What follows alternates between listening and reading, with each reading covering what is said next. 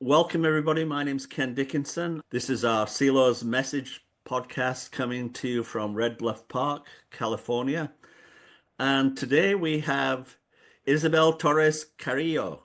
I think it's about 10 years ago since you were here in Auckland helping to build CELO's Message community, which is still going to this day. It's a wonderful success. And so we remember you coming here. We always loved you being here, and we got to try and encourage you to come back sometime. So I just wanted to talk to you about this little publication you sent out, Comments on CELO's Message. I think you did it last October, and I found it really interesting, Isabel, because it was kind of unusual when I read it. I've seen a lot of things come down the wire, so to speak. But you wrote it as a letter to CeLo as though he's still alive. And I thought that's interesting. And he's been gone 15 years now, but for you, obviously not. So I wanted to ask you, CeLo's obviously not dead for you. He's very much alive. And I always felt when people die, you have to form a new relationship with them.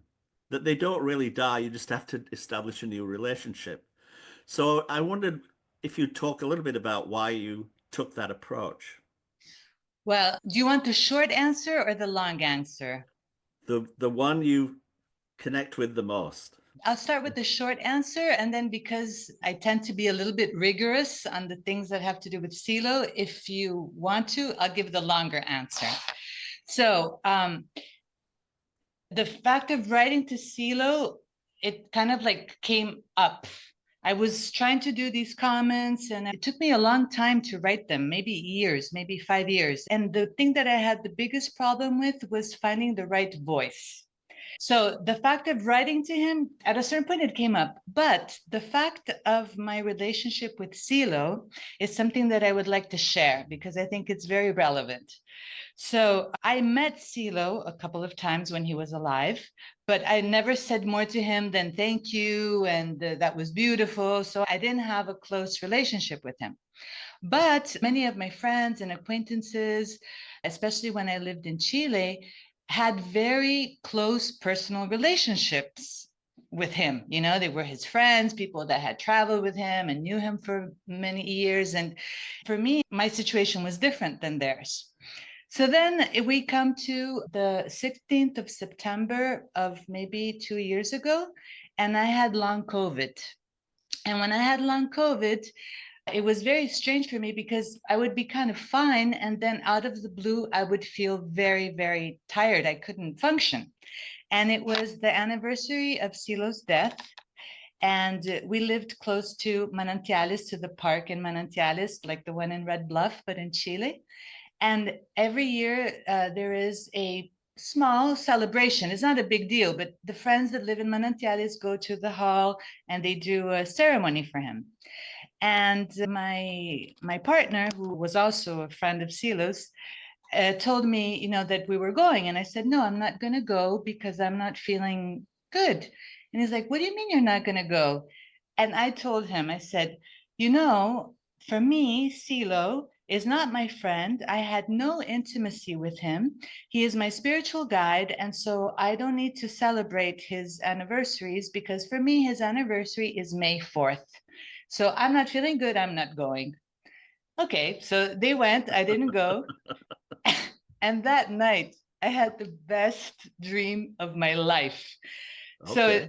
So I'm sleeping, and in the dream, I kind of like, I'm in a big bed, a big king size bed, reading, and I turn my face, and there's CeLo on the other side of the bed. I mean, it wasn't like like he was my family. And yes. and he's reading, and he turns around and he looks at me, you know, and he had a way of looking, saying like no intimacy. And for me, that was incredible because, of course, somebody that is your guide, that you think of them, you read them, you study them, you try to understand what they're saying, and you're using their experience to guide your your deepest, most existential questions. How are you not going to have intimacy with this person? How are you Yeah, not going to have a relationship? And for me, that dream and that whole sequence of events was like a big wake-up call. And I think that is what gave me the possibility of communicating with him. I see. So through a dream, really, the dream that triggered it. Is that the short version or the long version? That's the short version. Okay. Okay, I gotta hear the long version now, No, please. the short version is the most interesting thing. Okay. All right. Yeah. But the long version was just this difficulty that I had because I wanted to write these comments as a reciprocity to Silo. No, because Silo had Yes. said that he would have liked that there be many comments, and he talked about the free interpretation, and he Right. really wanted Right. very different things, and even Yeah. clashing. He has given me so much, and one of the things that I really appreciate about Silo was this selfless giving. I never had to pay him, I never had to do anything for this doctrine that was so beneficial to me. And it took me, and I noticed that whenever I tried to write, I kind of like became possessed of a middle school teacher, and I'd get this tone of this middle Oh. school teacher. uh, and so at a certain point I kind of had a moment of honesty, and I said, why am I doing this? And I said, well, I'm doing this as a reciprocity to Silo. So who is going to be interested in this? Silo.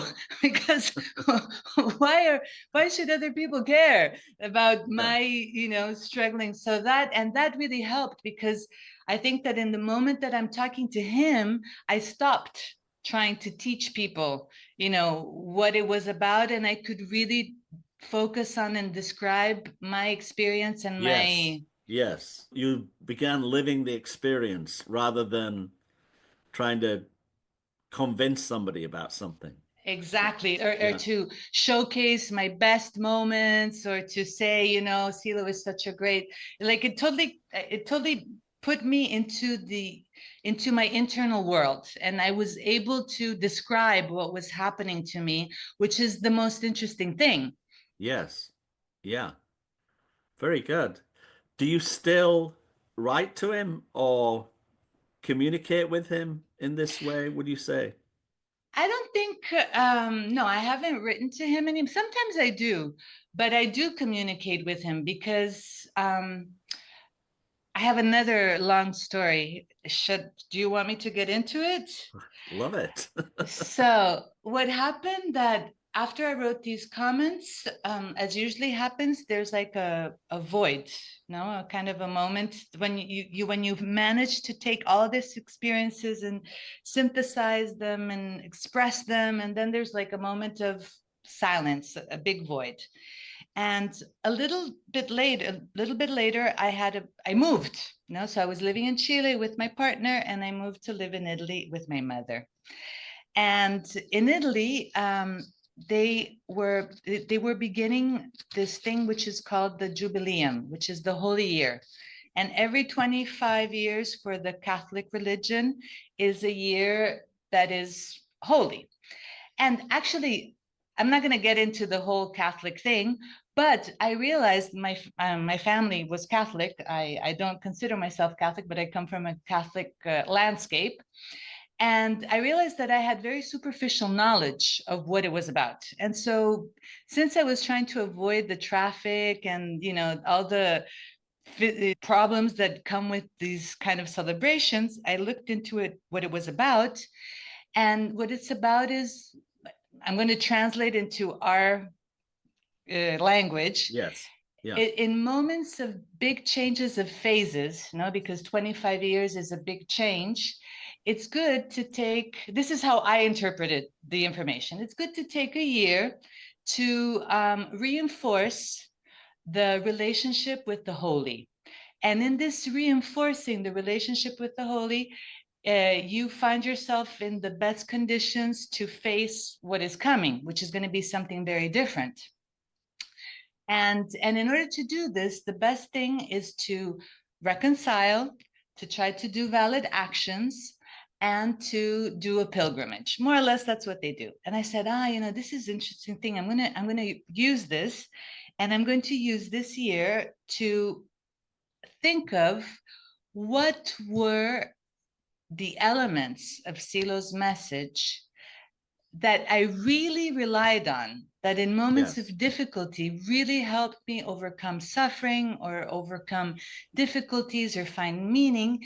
And I'm going to try to take them and incorporate them into my everyday life. And Okay. so, but not as like a duty, not as something that I have to do, but as Yeah. something which is going to be so wonderful. If I can do it, it's going to be so helpful in this new phase of my life. And so I did. And so I what I do is that every day I have these little moments, which are sometimes 5 seconds, sometimes 5 minutes, sometimes a little bit longer. And the fact that now we're in May, I started in January, and it's incredible how that has accumulated. And so in this, I feel that I have a very maybe a closer and closer relationship with Silo, because during the day, I think of a principle, or I think of one of the sentences of the path.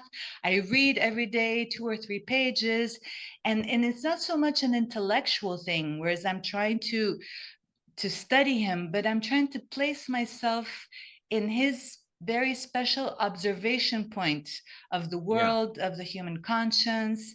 And so, yes, I feel that I have a very close relationship with him, but in a different way from when I wrote Yes. the comments. Yeah. Great. How interesting.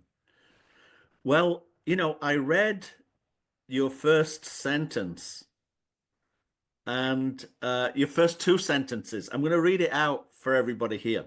Almost 30 years ago, the first time I read The Inner Look, I felt I understood everything. It has never happened to me again, right? So that I just thought, wow, that what an opening.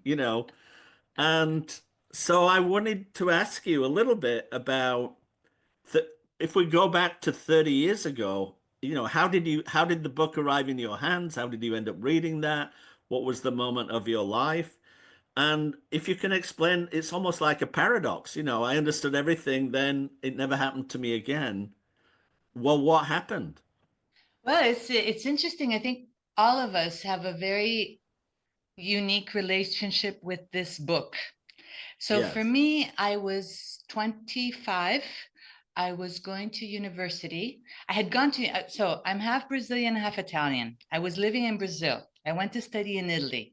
And I went to study in Italy with this strong need and very naive mentality of saying, I'm going to Europe and I'm going to study. I was studying political science so that I can really do something to improve the conditions in my country.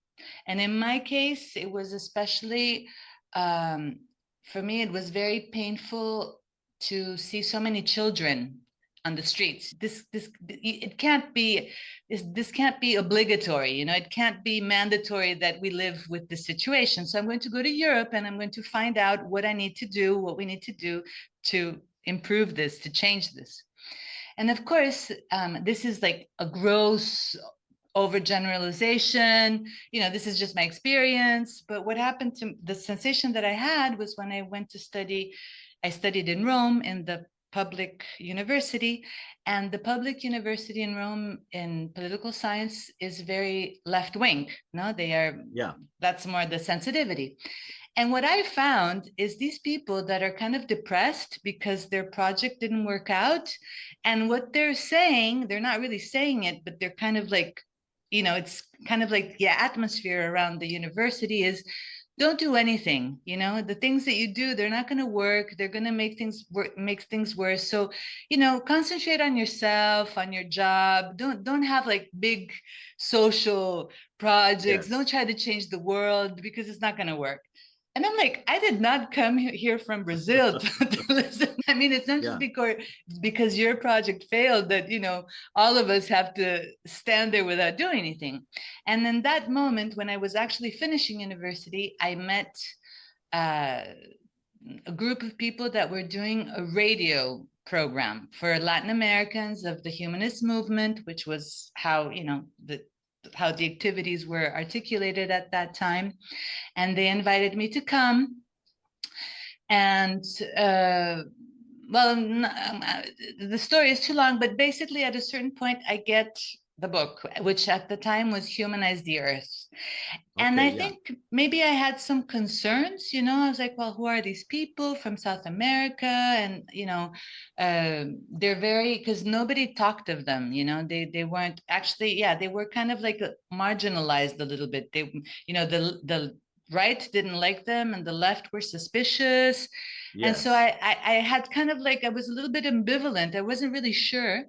And so somebody gave me this book, which was called Humanize the Earth at the time. And when I read it, I was like, oh yeah, totally, I totally agree with everything. Oh, okay, this is fine, this is great. And that's Yeah. it. And then it was so crazy for me that as I was more as I grew to learn more about Silo's teachings and his doctrine, and I started rereading the book, I started having so many questions, and I was like, what? And what is this? And what does he mean by, what is the force? And what does he mean of the double that can be projected? Yes. And what does he Right. mean about that it's quicker?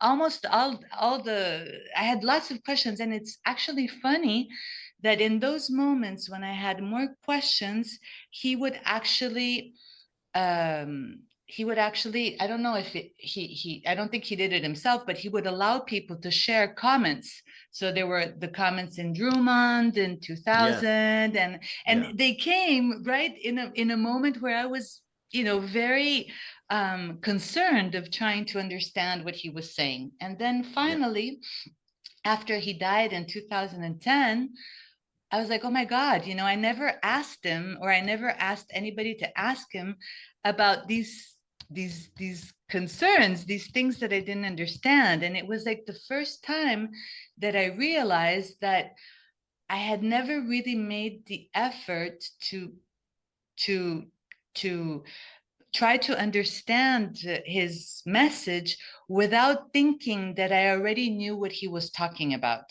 I don't know if that's clear. I always thought that I knew what he Yes. was saying. And so I could Yeah. never, kind of like the Zen master, that if Yeah. your saucer is, and I could never really empty my mind and try to approach him with, new eyes. Yeah. Uh, is it a little, sometimes people say it's a little bit like an onion, Yes, yes. you know, like you were on the outer layer and then you start to realize, wow, there's a lot more layers to this that I need to understand here. And Yes. so that's so interesting that you left Brazil to go in search of inspiration for a social problem there. You didn't find it where you expected to find it. And then you had to negotiate this sort of cultural pressure that these guys are isolated and but I'm going to go and talk to them anyway, right? Yes. Right? So Yes, you but actually it was incredible because what really first it was funny. One of the things that at the time was funny to me was that I went to Italy to find an Argentinian spiritual guide. It's like I could have stayed in Brazil. right. And Like the story of the alchemist, exactly like the story of the alchemist. But also, one thing that I think it's important to say is that the reason why I read the book was because everybody that I met in this milieu treated me very well. And so Yes. Yes. that's what Yes. the reason why I gave them a chance wasn't Yeah. because intellectually I understood the book. It Yes. was That because happened to me also. Same thing. Exactly the same thing. Yeah. Yeah. Well, in this opening paragraph, on the first page, you introduce this sort of it not being a linear process, and which I love, it's more for me, it's always like going around, like a spiral in a way. And I learned so much from that book that I use it in my teaching, actually, the same method. But then you give us another provocative couple of sentences at the end. If you don't mind, I'll read it. I became aware of the purpose of what I was doing, and I was able to verify that, although I had forgotten it after formulating it. In the end, I found what I was looking for, what I had set out to achieve. Then later, it faded away, right? Yes, yes. Could you talk about that a little bit? Because I think that's happened to all of us, Isn't probably. it? Yes. And that's something funny. Many people told me that even though what I wrote was so personal, it resonated with them. And that's also a paradox that the more you describe what happens to you, without worrying about the other person, the more the other person says, oh, the same thing happened to me. Right. Right. So what happened, I'm going to give you, since it's for your community, I'm going to give you all the details because I think that people, maybe they will be able to relate.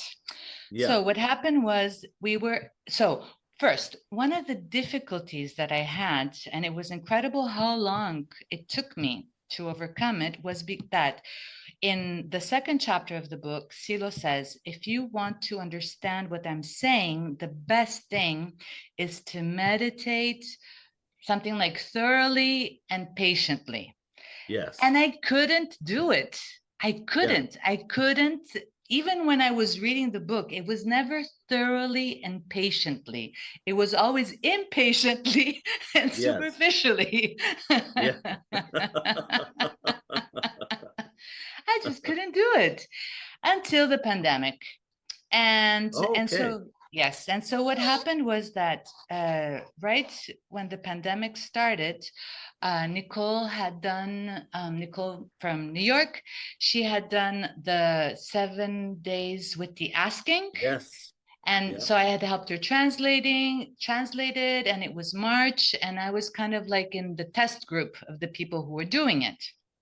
And so there, something very interesting happened, was that I did the seven, I before doing the 7 days of the asking, you have to find your purpose, why you're doing this.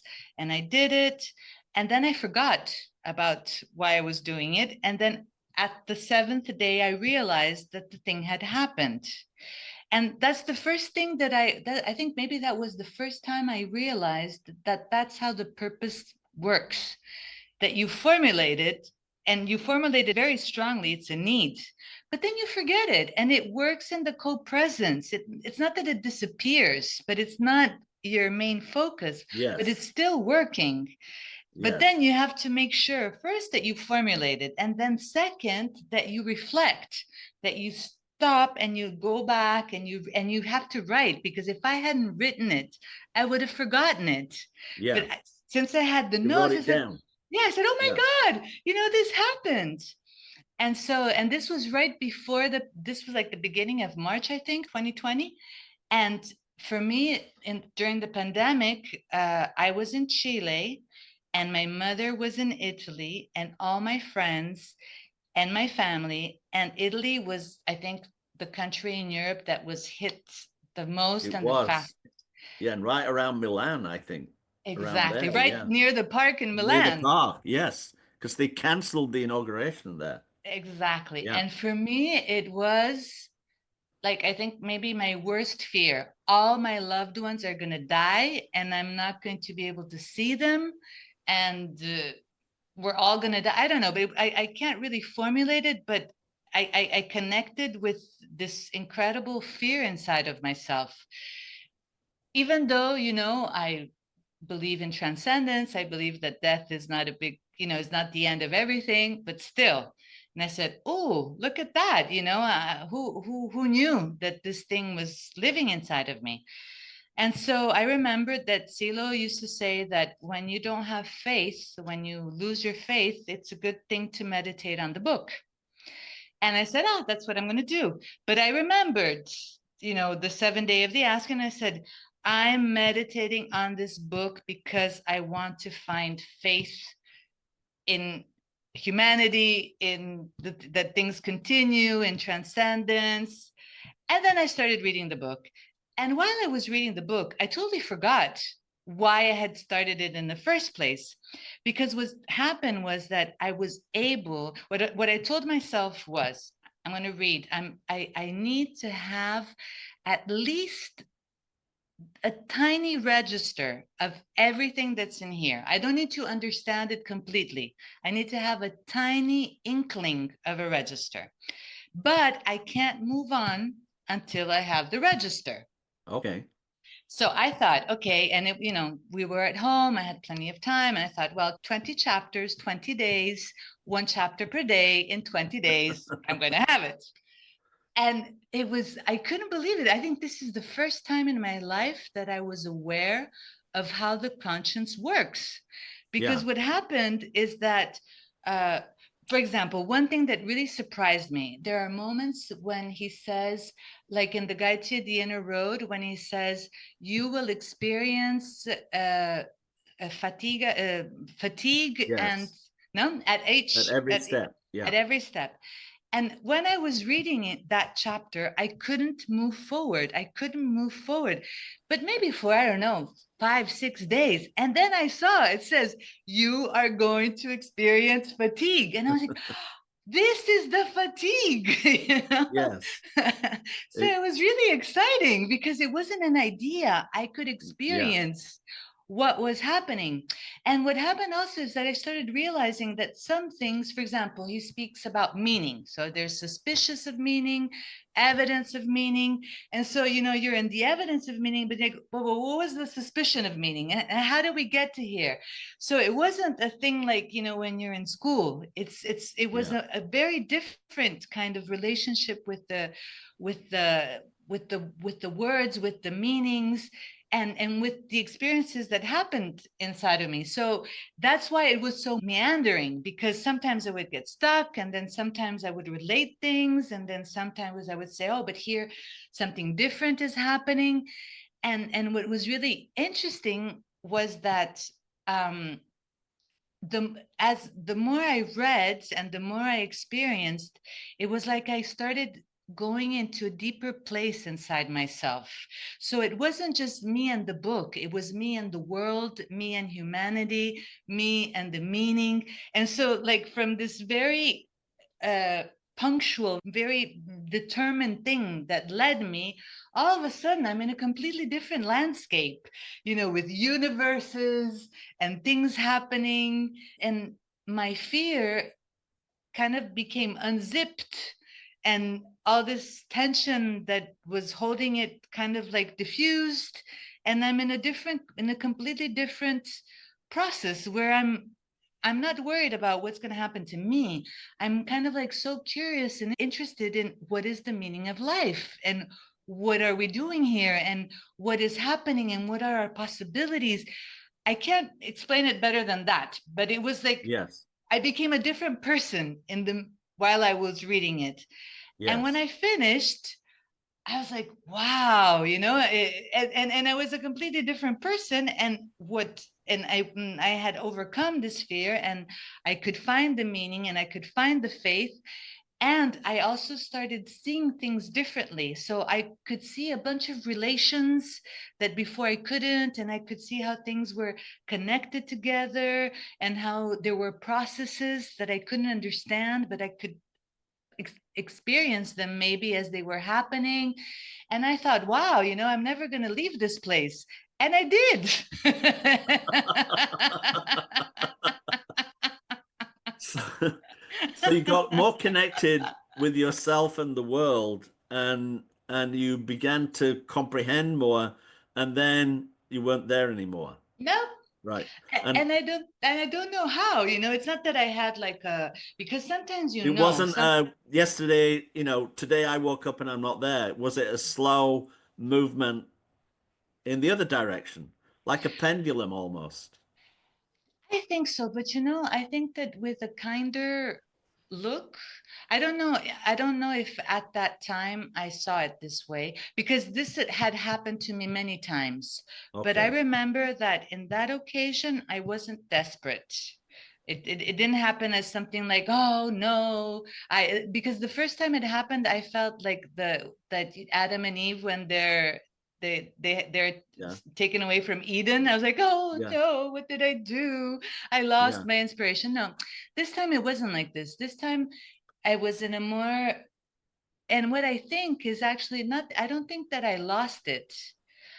I think that I integrated it, and this kind of like made space for other issues that needed to be addressed. I see. Well, that's interesting. Yeah. So very good. Yes.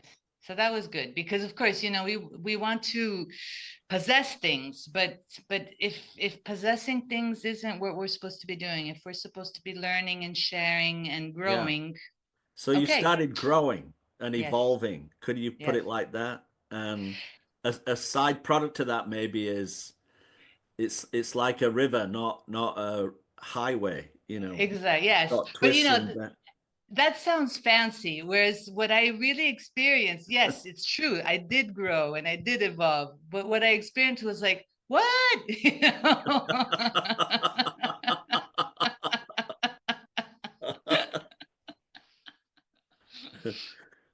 Okay, well then, after it faded away, that's what you wrote there. Then later it faded away. Then for me, you hit the first existential question, which is day one, in his book, and it's point number one, there is no meaning in life if everything ends with death. And the book and the world that has emerged with it are a guide to the meaning of life, which goes beyond death. So how can you tell us a little bit more about that when you got to that part of the book and Well, these your are whole like, feelings about death in general, really? yes. See, that's very tricky. I think that the best thing I can say is every time I have approached none, every time I have focused on the meaning of death, saying, okay, so now I'm going to put my attention in what is transcendent, what Yeah. overcomes death. And I kind of like with a kind of like this Yes. mentality. Yeah. I'm going to solve this. It's a Yes, puzzle and I'm going to solve it. Yeah. exactly. Whenever I do that, I find myself in a totally different space.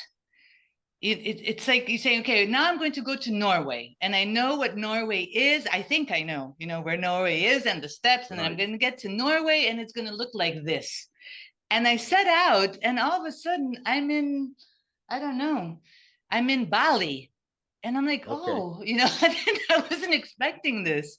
So what happens is that maybe because, like I said before, I'm Brazilian. And so I think that I have a bit of a magical conscience landscape. And so I imagine that, when I connect with transcendence, and also I have a very Catholic background. So I think that I have like these images that have to do with, I don't know, I'm going to become a saint and I'm going to be very luminous and I'm going to be kind all the time, or I'm going to do extraordinary things. And none of that happens. And what actually happens is that I kind of find myself in a place where the I is kind of like deconstrued. Whereas my I is not so, what actually happens is that I don't know exactly what's going to happen after I die, but I don't really believe that my I exists. And so I'm not so worried. And I remember on that occasion, one of the things that happened to me that was interesting was that, which is actually something very silly, but after it happened, like it has accompanied me because I was saying, okay, so what was before I was born? What was I? And I was like, I was my mother and my father, and this kind of like opened the door to intersubjectivity, which is something that I don't Okay. know that I want to learn more about. But I realized how everything inside me comes from somewhere else. Everything I say, what I say, the words I use, the expressions, the things I learned, my feelings, my experiences, that I'm not like a solid. I am not a solid individual closed off unity. I'm Yeah. kind of like a, how can I call it? I'm kind of like a shower of gases, kind of Yes. like there are these. And so I said, well, this is, and I feel that this thing that I call myself, which are many impressions that I've taken from people, from others, always with others, because I've never been separate from them. I think that, well, this, and especially in reading Silo's message, it kind of like takes you away from the worries of everyday life and how you Yes. Yeah. perceive everything as very, has to be yours and it can't change. And no, you're in a different place where things are interesting, things are connected, and things are moving, and you don't really understand things, but you want to be there and be with these phenomena that you're observing. And that's what happens to me. So unfortunately, I can't tell you guys what happens when you die. But I think that it's very interesting to put oneself in that mental space with a certain opening, because all the fears and the tensions that make up everyday life, they kind of dissolve, and living becomes much more interesting. Yeah, I'd not quite thought about it like that before. It's like, you give me an interesting insight there where you're like a sensing part of life, right? Exactly. Yeah. And you're You're and not you're a refrigerator that's very defined and has a function and all that, right? Yeah. exactly. And you've been, and you said it beautifully. I'm going to keep this from you, a sensing part of life. And you're changing because you're not a child anymore, but No, that and everything's changing, right? and Everything's changing all the time. but it's not, but it's still connected and it's still communicating and it's still moving. So what's, like the drama, it kind of like takes away the drama. Well, that's really interesting. I wanted now to ask you, I'm going to page 3. Um, I'm going to read it to you, and then I'd love you to comment on it if you will. To break free from the loop of my divagations, I have to be more awake, to scale from comprehension to comprehension. Here you introduce the subject of the force.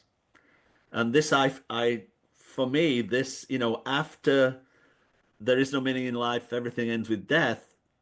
For me, always the force is the change agent in all this, I feel. So here you introduce the subject of the force. The force is necessary to continue ascending. It circulates rapidly throughout the body and influences its functioning.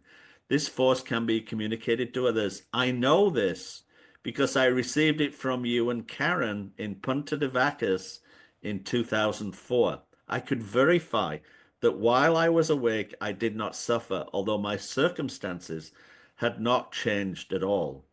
So I wanted to ask you if you are comfortable talking about that.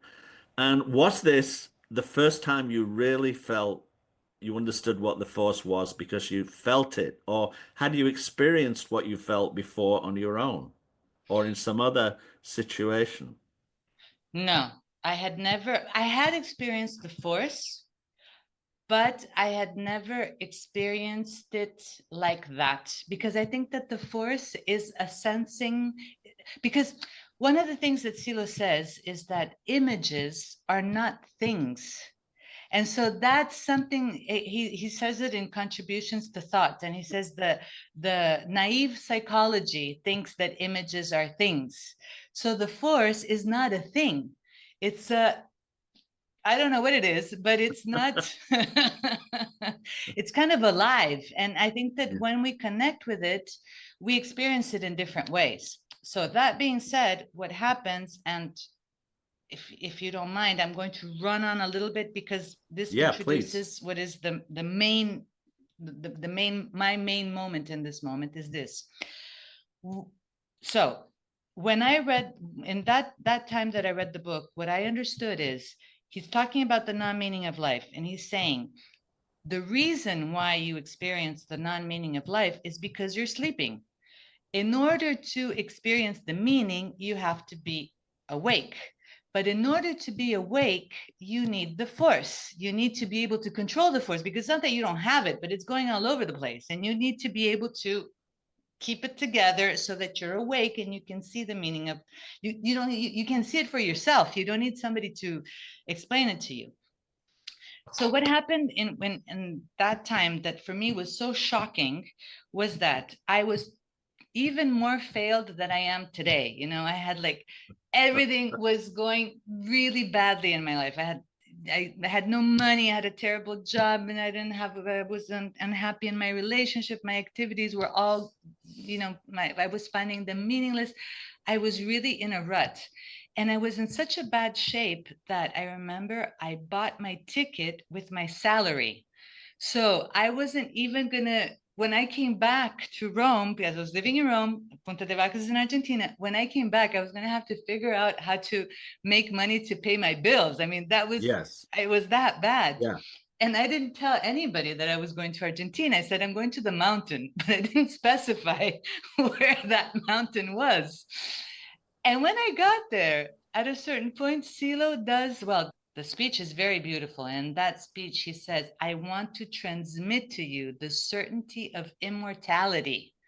And so, already, if, imagine you're there, you're totally failed. So you're open and you're listening, and he's telling you all these things, especially this, which he's saying it so openly. And then him and Karen do this imposition. And then, Ken, I experienced joy, but a joy that was round, a joy with no angles, with no tensions, a pure growing joy. And I said, how is it possible that I feel so joyful? And, my job sucks. I have all the problems.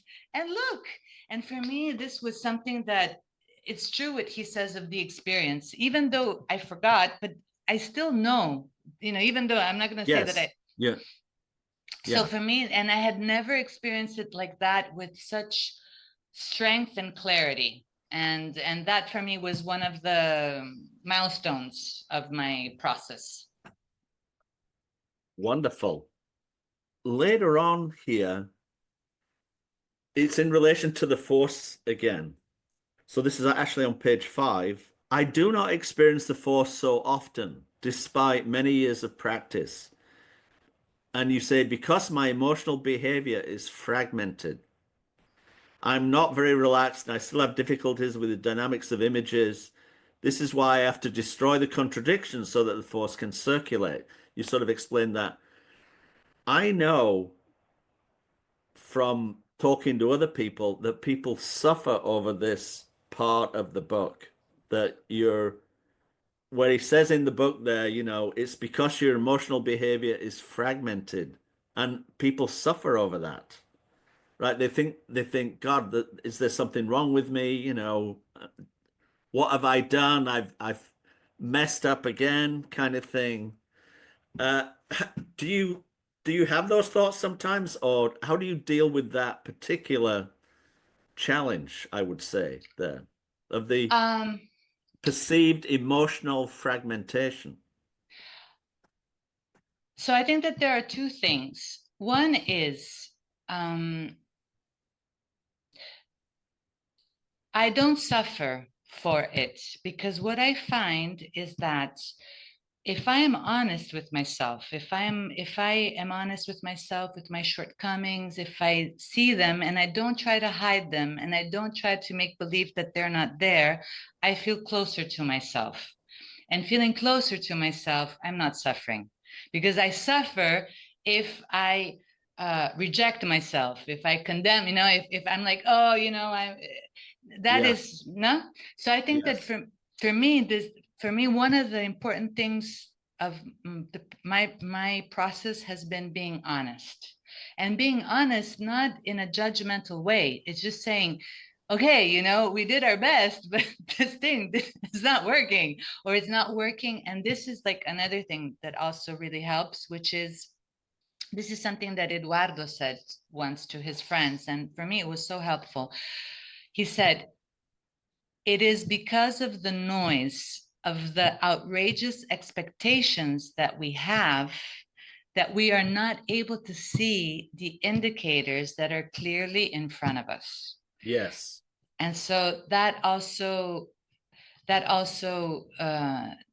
that's something that also changed after I read the book of the message and other things happened. And at a certain point I said, no, even though it's not like I expected, because of course I expect every time I experience the force to be like 2004, and it wasn't, Yes. because the force is Yeah. always different. When he did a very beautiful ceremony in Atiliano, and he says this soft force, and I felt the force there as well, but it was a Yes. very different thing. So for me, I what I believe, like, I think that there's a holy trinity in the message, which is this: in order to be, in order to in order to live a life in the meaning, you must control the force. In order to control the force, you cannot afford to be resentful, to be envious. You can't afford it. When you go there, you have to find a way to quickly get out. Yes. And you need to control your images, your energies, and your thoughts towards helping others, towards, because you are a sensing thing in the middle of sensing things. And if you're pushing everything forwards, this gives an incredible feedback. And all of a sudden you have these, but it's not mechanical, because I also failed in that. There was like a moment where I was so energized in this process that it was really easy for me to help people, and I would feel more force and more help, and all of a sudden I didn't anymore. So there's nothing that is like, there's nothing mechanical in this process. No. But the point is not that you feel the force. The point is that you can help other people, that you can move things along, because Yes. Right. It's because not a possessive act, right? no, and It's it's a not for you, because transformative act. exactly. And the reason Yeah. why your emotions are fragmented is not because you're a bad person, it's because you're living in a violent world. So how are you going to be able to, how are you going to be able to be happy and joyful all the time with all the violence that you experience and that you see? So it's not a personal problem, but it's Well, something that you have to yes. deal with. You can't Yes. make believe that it's not there. No. And but people shouldn't beat themselves up over it. And No, it's not their fault, but they have to find a way to deal with this, and so that yeah. it doesn't drag them down, because if not, you're totally overwhelmed by the difficulties in the environment. Well, this is, once we've sort of arrived to the force, and then in his chapters there, he talks about the meanings beginning to arrive, right? The evidence of meaning. And then he gives us this set of principles to work with, and you set off on the inner road, right? And then this is where I'm trying to get to, really, to ask you to talk about is the internal states. And you were just talking about you're going to be up and down that tree every day, probably from the top to Yes. the bottom, So managing the internal states, do you have that? I use that the diagram of the tree. Rafa did a lovely drawing of it, almost like a roadmap, where I can say, "Oh shit, I'm on frustration. I better first I better walk around the block, and then I better do something interesting, Otherwise, I'm going to start blaming everybody for everything and slide even further down." Do you have those internal states, the inner road, the principles? Do you feel they're inside, they're a living part of you? How have you managed to incorporate all that, would you say? Well, The principles, I think I have them incorporated, but not like a computer program, not that, everything I do is guided by the principles. Yes. But yes, that it's what I like, exactly like you said, in the face of the problem, that's what I ask myself, what principle, what direction, where am I? So it's different than saying, oh, I'm a bad person. Oh, the world is, I don't ask myself, I use them more as how can I put myself in a better direction. Regarding the principles, I owe a lot to Danny Zuckerbrot because the work that he does with the principles, I did that in all kinds of his community, and he and the community of the message that he belongs to, they work with the one principle a month where they think of the principle every day. And I do that too, but I've done everything with the principles. And one thing that I did that was very helpful to me at a certain point when I was in Chile during the pandemic, I was taken to a sanitary hospital because I was on the flight, there was somebody with the virus. And for me, this thing, I felt that it was an injustice because they should have taken me and Rafa because I had already been with him. But like the business side of things always kind of comes up. And it brought back memories of my landscape of formation, with the dictatorship and people taking you and you don't have it. And I realized that I had like this big illusion that I control things. And nobody controls anything. And so I realized that I needed to that this thing that I do, which is when I have a difficulty, I rely on the principles. I said, no, I need to be able to have the principles so co-present that they come out by themselves. Okay. And Yeah. so I'm not gonna. So what I did, I really worked a lot in thinking about them every day. But another thing that happened, I'm not gonna get into a lot of detail, but it's interesting because this thing with the principles led to what I hope will be the next comments that I write, which is I said, but what if I used I wondered, are the guided experiences based on the principles?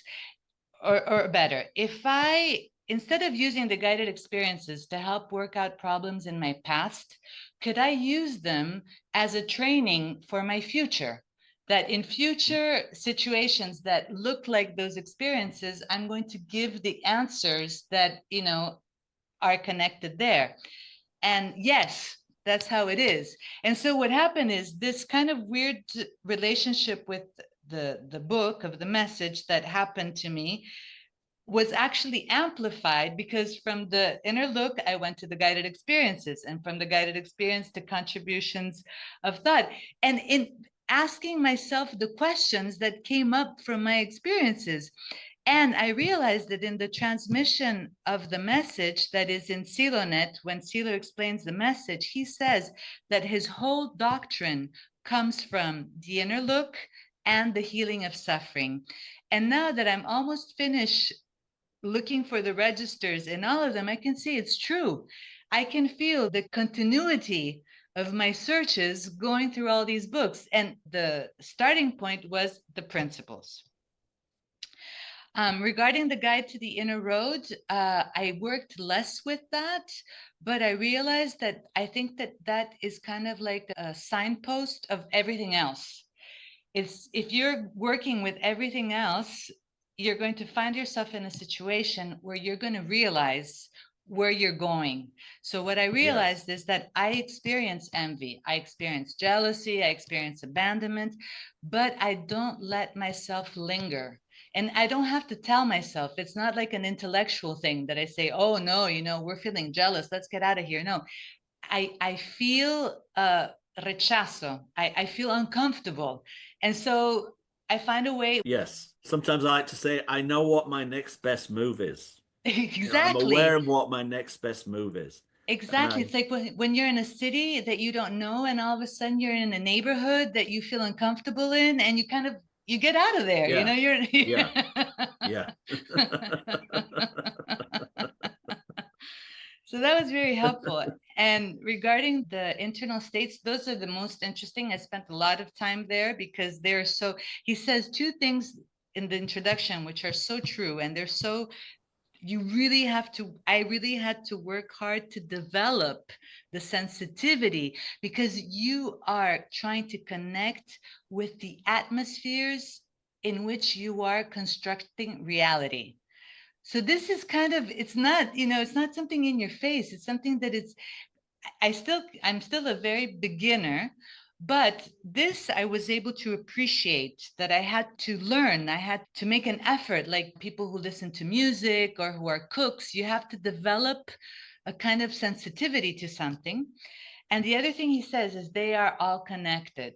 And that is so difficult to Yes. keep present. It's very easy to think that, when you're someplace, you're not also someplace else, because the simultaneity of things, the fact that things are happening all together, is another effort that we have to, open Yes. ourselves, because we still Yeah. live in a step-by-step world. But what I would like to share of this, which I think is funny, but it can also be maybe uh I don't know, maybe hopeful for people, is that uh, what I do is every week, every day, I take a little bit of notes of what's happening to me. And every week I look through these notes to kind of chart my course, right? And after I did it for a while, at a certain point, I realized that until now, I don't know if things are going to change. Every month, I have a really good week, a week where I'm inspired and happy and kind of like I feel that things are going as I would wish them to. Then I have a week that I'm kind of sliding. Then I have a week that is terrible. And then I have a week that is better. But the funny thing, Ken, this happens all the time. But the funny thing is that the week that is terrible, it's not that I say, oh, look, I'm in the terrible week. No, it's the week of, I have never understood anything.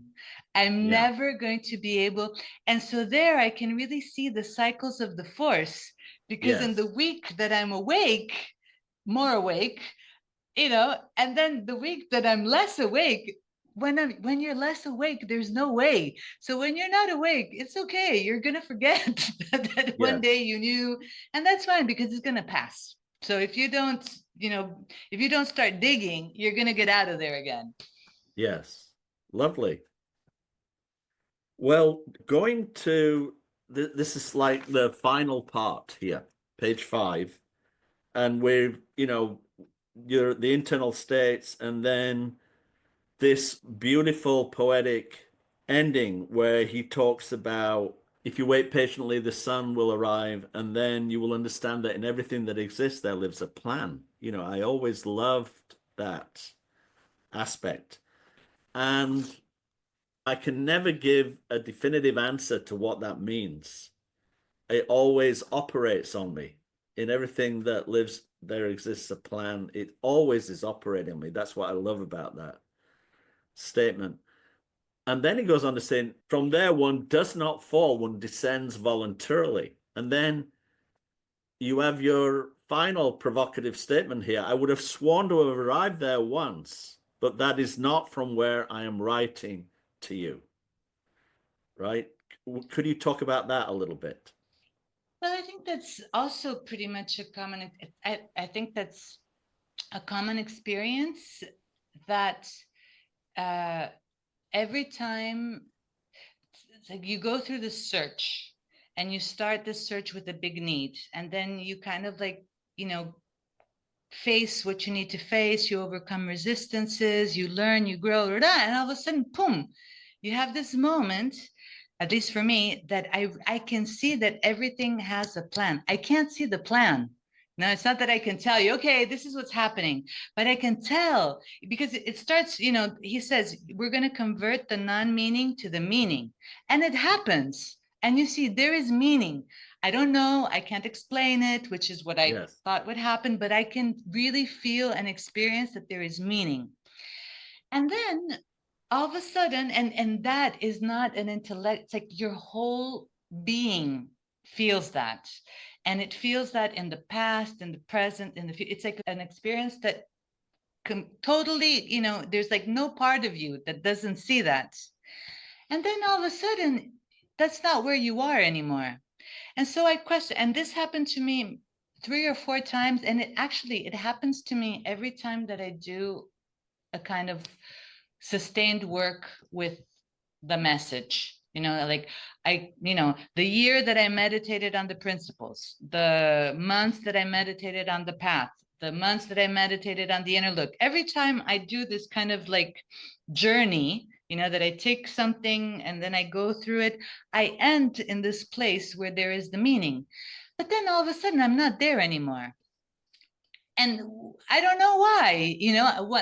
One thing that I said is that this thing is dynamic. So I think that it's just that there are different, and Karen is a person who talks about this, that the inner world is so infinite and it has everything. So you're shedding a light on everything. And so it's not that you've I don't know, maybe it's a new kind of quest that you have to go in, or like a deeper level that you are able Yes. to reach. But I also think, and in this I might be mistaken, because I don't have an answer to this. This is like my question. No. I said, well, I thought I was there, but I'm not there anymore. So, where am I? Yeah. But one of the things that I believe, and if it's like that, it's okay, because it goes back to giving, that every time that I've experienced this light and this meaning, I've always wanted to share it with everybody. I'm not even going to say that I want to share it. Wants to, I think that Okay. Yes. both of us. I don't know. Yeah. And I think that is the price that you pay, that when you go down, because when Yeah. you're with other people and they're suffering and you're trying to help them and you're so frustrated because you can't help them, that you're going through those states as well. It's not that you're Yes. detached, you're going, and that's fine. For me, if the cost, to say, of helping others is fine, because the meaning is still operating. It's not that I doubt the meaning, it's just that I say, what a pity that I can't be connected to the meaning all the time. Uh-huh. But what the meaning wants to do you know is connect Yes. everything. So Yes. even though I don't experience these good feelings, I still experience the meaning of what I'm doing, and that is Yeah. enough. Yeah. And you have faith that it's just a cycle, right? So Yes, yeah. but also that it's not, and this is something that I think has matured in me, that it's not like a consumer thing. Silo, I think, said at a certain time, at some point, that you only need one experience, and that you Yes. have to be Right. careful not to become kind of like addicted to the Yes. high that you Yeah. feel. So if Yeah. I never again experience that high, but I am able to do valid actions and, connect well, and that's fine. The meaning is the most important thing, not all the beautiful emotions that come with it, Yes. because people have beautiful emotions, taking drugs, and that's not, Yes. really improving their life. So maybe, like, actually I hadn't thought about it before, but maybe the takeaway is that once you see the meaning, what becomes important is the meaning. Yes. And that it's like a little treasure you discovered and now it was always there again, right? You've just have connected with it finally. Something like that. Yes. Yes. And the treasure is still there, even though you don't have Yes. the awe, it's still a treasure. Yes, it is. Lovely way to think about it. Well, I'd like, you close out the book, your commentaries on the book, and I'd like to read your closing paragraph here, which would be a great way to sort of wrap up the podcast, I feel, for today. And then perhaps we can talk about the experience part and the path at a later date. And I know our listeners will be looking forward to that based on what they've heard so far. So I'd just like to read this paragraph, if you'd like to comment on it then. There is an inner reality that, because it is internal, is no less real. I confuse the external world with the inner look, and it is up to the inner look to travel new paths towards the inner luminous center. as I bring you up to date, I try to find them. I thought that was a lovely way to end your writing to CeeLo there. It's like you're checking in. This is where I'm at. And you were just describing that previously about Karen's comment that the internal world is endless, right? And do you see it as luminous too? Yes, and actually something happened to me because there are different experiences. There's the experience of reading the book, then there's the experience of writing the comments. And because when I started writing the comments, I didn't know what was going to happen. I was surprised by Yeah. what came up because it's the experience is alive. It's not like a refrigerator. And so thank you for mentioning it because I had completely forgotten it, but it's actually something that has happened after I wrote the comments. So you see how the purpose works, even though you forget it. That what happened in these last months, something has happened to me, which had happened before, but I didn't connect the things. And this is something that for me is very hopeful and that I'm very grateful. It's like a present that I received, which is this. The meaning for me, for my understanding, the meaning has to do with the fact that everything is connected and everything is growing. No? So we have a perception of everything separate and everything static, but the reality is that everything is connected and growing. And all of us are the sensing being that we all are, and that we are kind of like this vapors. We are mixing into each other and fading and transforming. We all have this luminous center that is our, I don't know, our home, what we're going to, the place of the meaning, God, I don't know how to explain it, but that is for me the point of connection between all of us. But it's very abstract. So you say, okay, great, but how does that help me? And what I've realized, Ken, which has been so interesting, is that when people are connected to themselves, to their purpose, to what for them is important, and especially to what they love, their eyes shine. Their eyes shine and their face Yes. changes. And you can see it, I can see it all the time. And every time I see it, I'm like, and so, and I used to see it before, but I couldn't, I didn't realize that this is what happens when the person is closer to their luminous center, that their Yes. eyes shine. And Yeah. so now what I basically, what gives me comfort and what moves me forward is seeing this light in other people, and this light kind of like feeds my light. And so Yes. I also, so it's like something that we're doing together, like we're an orchestra, of Yes. Right. Right. Well, I think this is a lovely way to finish. And I think, we'll look forward to the next chapter.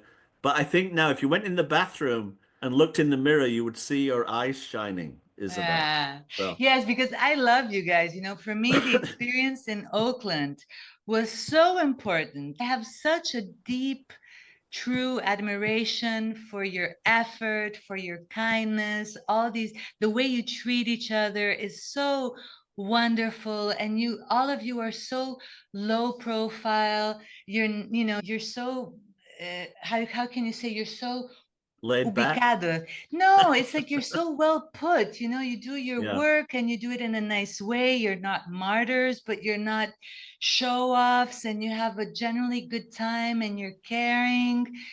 For me, I admire you so much. And whenever I see things happening in Red Bluff, and I think of all the years and efforts that you've put into this project in such a difficult space and doing it in such a good humored way, I am so humble. So, talking to you and even just being close to the reality of Red Bluff and of the message in the States is something that always brings me all good emotions. Well, thank you. Lovely, kind words. You're so generous. And a lot of it is thanks to the work you did here too. So you're part of that also. Teeny tiny, but it was a big privilege. And that's why I really think that one underestimates how important it is for the psyche to want to help, even though you don't, because really, I don't think I did anything.